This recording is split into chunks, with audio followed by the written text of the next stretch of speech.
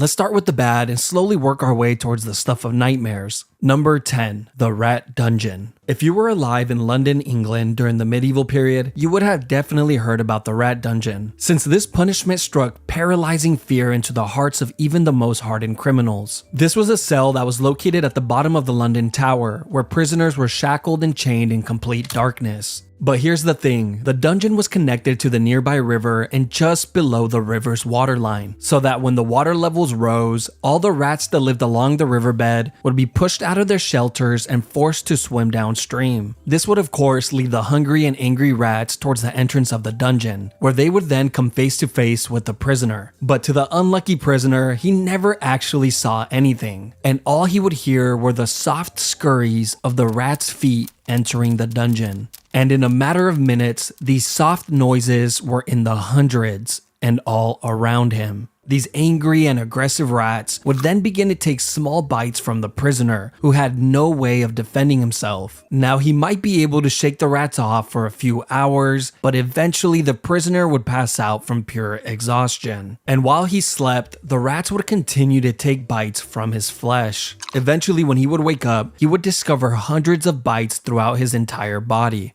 But it didn't stop there. The prisoner was left here for days or weeks on end, depending on his crime. But towards the end of the medieval period, this form of punishment just got more and more deranged, eventually becoming a form of execution, where prisoners would just be thrown in the dungeon and forgotten about. Number 9. The Rack. This was yet another punishment that took place in the London Tower. The rack was a torture device that was used in many places throughout history. This form of punishment was originally designed for getting a confession, usually from criminals, slaves, or prisoners of war. The device looked like a large ladder, but instead of secure steps, they would actually rotate like a rolling pin. You see, when a prisoner was placed on the rack, he would have his feet and wrists tied to a ratchet pulley system, where two legal officials would slowly tighten the ropes and locking them in place, placing an increasing amount of strain on the prisoner's shoulders, hips, knees, and elbows with every single turn. This was all done to get information, but of course, a lot of the times the truth was not accepted as reality, and the prisoner would then begin to say whatever he believed the officials wanted to hear. Sometimes it would work and the prisoners would be let go, while other times they would be tortured even more for lying. When the whole ordeal was over, prisoners were usually released with dislocated joints, but oftentimes they were left completely paralyzed. That was the case in England in 1447 when a 25-year-old girl named Anne Askew would be tortured on the rack for hours and hours on end and left completely paralyzed after all her joints were dislocated. She was then carried on a chair and burned alive at the stake. All this because she read and memorized scriptures from the Bible, which she preached in private to a small group of women, which were the exact women she refused to name and expose during her torture. You see, during this time period, if you followed any religion other than the Catholic Church, you better not say a word to anybody, including your own husband, which was the person that turned her in. Number 8. Keel hauling. This brutal punishment was carried out at sea on sailors who would steal or be violent towards others and would usually result in death. Keel hauling would start with a sailor having his arms tied with a rope, then looped around the entire circumference of the ship before being tied off to his feet. The sailor would then be thrown overboard while the group of men on board pulled on the rope to slowly drag him around the outside of the ship, including over the keel, which is how this punishment gets its name. But a lot of the times, the sailor wouldn't even have to worry about it, since they were dead before they ever reached it. Kinda just depends on how hard the guys on the rope feel like working that day. Not only would the sailors be drowning and getting their backs and necks broken on the keel, they were also getting sliced apart like a cheese grater by all the sharp barnacles on the outside of the ship. But if by some miracle a sailor actually happens to make it all the way around the ship without dying, one of three things will happen. 1. He would be sent for round 2, and for sure be dead by then. 2. Be freed and allowed back on the ship, where he would then slowly die to infections. Or 3. Live the rest of his life single and being made fun of, since he was now fully covered in scars from head to toe. Number 7. Crushed by elephants. Now we are getting to the part of the list where living is no longer an option. This form of punishment has been used by many countries throughout history, but was most recently used by India in the 19th century. Which is really not that long ago if you really think about it. Like, your great-grandma could have witnessed one of these. What type of crimes would you have to commit to be crushed by an elephant, you might ask? Well, apparently if you failed to pay your taxes, that was good enough. And of course, stealing or being an enemy soldier was also a great way to become a tortilla. But the most disturbing case in history was when the 4th Mughal Emperor of India ordered an enormous amount of criminals to be crushed to death in a single day, simply because he was bored and needed some entertainment. The guy who forgot to pay his taxes, crushed. The man who stole an apple from the local market, crushed. The little orphan who jaywalked across the street, crushed. The man who murdered his neighbor and added his remains to a large pot of tomato soup, then fed that soup to his family and watched them eat it from the shadows with a creepy smirk on his face. He's alright. Apparently he makes a damn good soup. There are a few ways that this public execution goes down, but one thing always stays the same. There's always a guy on top of the elephant controlling its every move. And this was very intentional, as this was meant to showcase just how amazing the ruling class were. I mean, look at them. They can control an elephant. Now be impressed. The first method of execution was the one that you better pray for if this was going to be your fate. Here, the criminals would have their arms tied behind their back and their heads placed on a pedestal, where it was then crushed like a grape by the elephant's foot. Now, the second method is much more cruel. The criminal would be placed flat on the floor with their arms tied behind their backs. Then the elephants would be guided to walk over the person's body, and hopefully the criminal would die on the first go. But sometimes they just end up crushing a leg or an arm, so the elephant then has to make a U-turn and try again and again and again. The final and worst way is when a highly trained elephant was guided to slowly crush the person limb by limb. They would first crush the arms, then the legs, and then poke holes in them with the tusk, until eventually dealing the final blow to the head or torso. This is the more theatrical route that rulers like the 4th Mughal love to take, and made for a truly traumatizing experience for everyone. Except for the 4th Mughal. He loved it.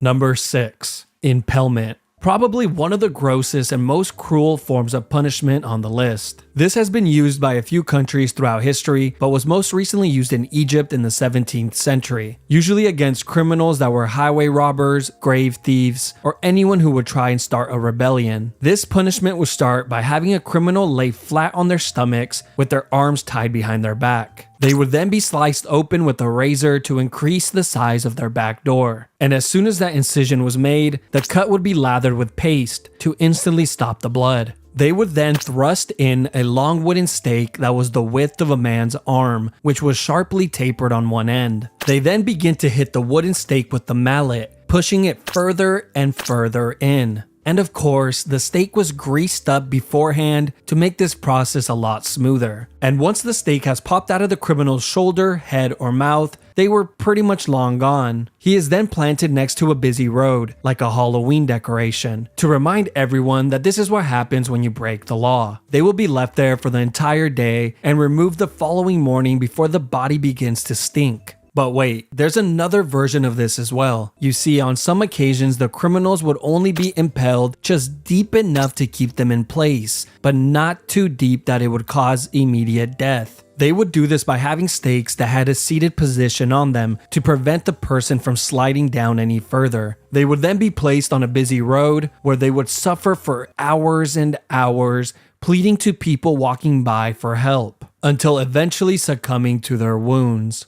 Number 5. Poena Cullae. Poena Cullae is Latin for penalty of the sack. And that's exactly what it was, just a lot more terrifying and cruel. This was an exclusive punishment for anyone that would murder their own family members. This was first seen in the 2nd century in Rome, but would later be used by the Germans in the 18th century. This all begins with a convicted murderer being placed inside a thick leather bag. But just to make sure the man isn't lonely, they would then add a dog, a rooster, a viper, and a monkey.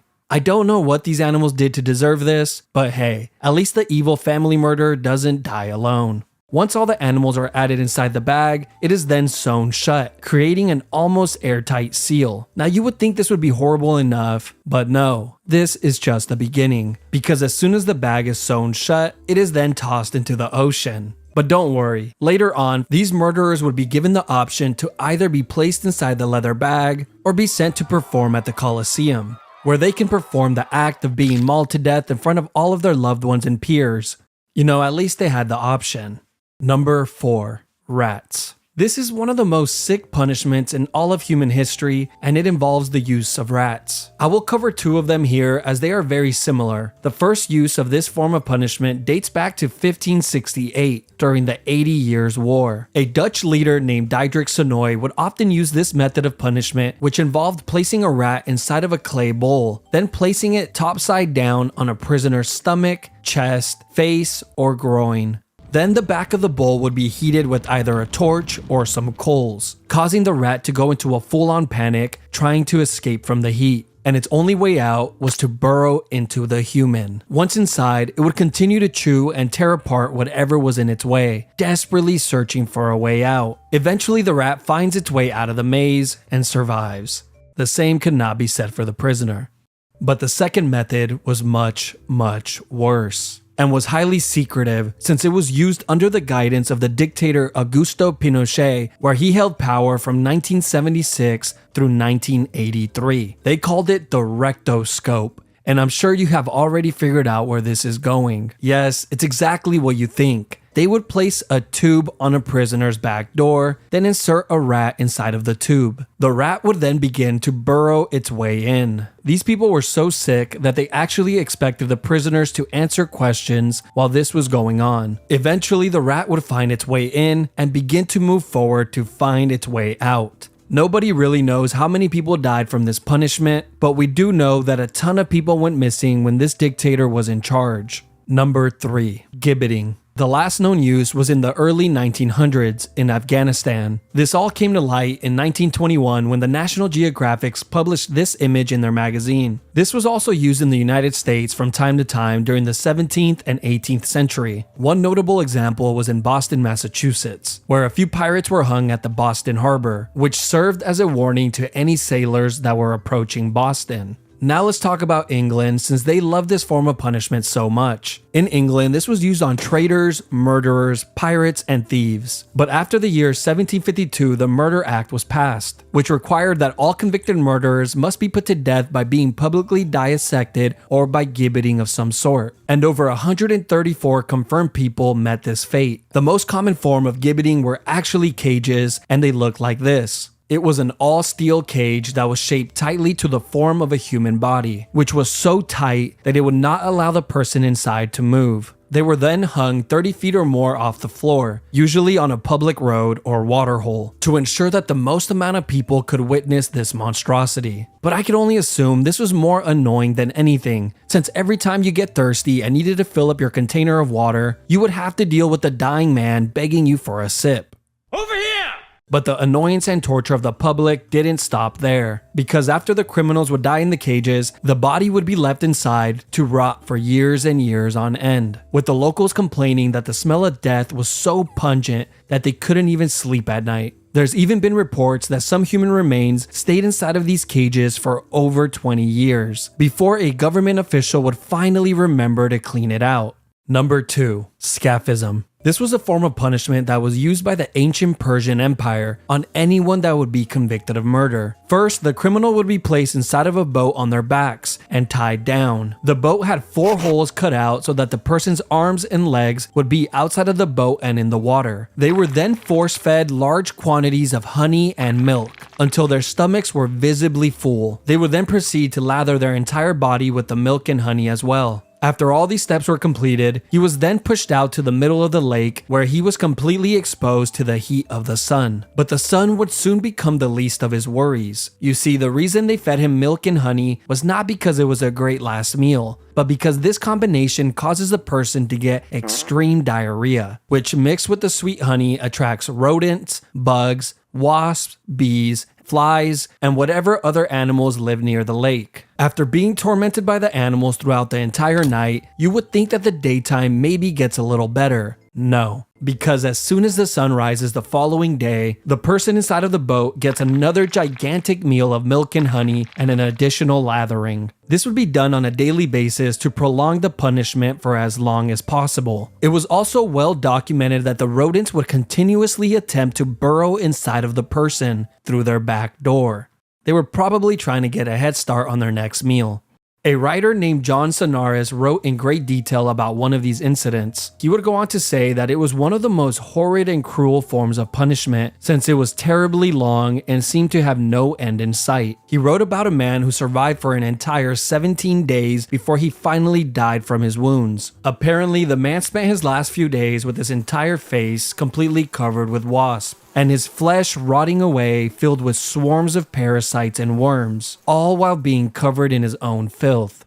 Number 1. The oubliette. Oubliette simply means to forget in French. This was a punishment that was used in many places throughout history, including in the London Tower, which had a small and confined room called Little Ease. Not only was this room pitch black, it was also so small that prisoners could not sit, stand, or lay down while inside it, and they would be left in this uncomfortable position for days on end. One of the most famous oubliettes is not the one in the London Tower, but in the neighboring district of Warwick, inside of Warwick Castle. Here, deep underground in the castle's dungeons, is a very small and narrow cell, completely made of stone, which has a metal door to close it shut. Prisoners were tossed inside of the cell and forgotten about, as the name implies. The prisoner would just have to sit there and wait for their inevitable death, which usually came in a few days from dehydration or starvation. Now, of course, this would be the best case scenario, because in reality, most of the time there would already be a rotting corpse inside of the cell to keep the new prisoner company. The previous occupier of the cell would serve as a daily reminder of his upcoming fate. But that's not the only companions that he will have, since the underground dungeons are completely infested with rats that have developed a taste for human flesh. But wait, there's more. These oubliettes existed in many of the castles throughout Europe, and in recent times they have actually discovered these dungeons with dozens, if not hundreds, of human remains inside of it, as proof that they were hardly ever cleaned.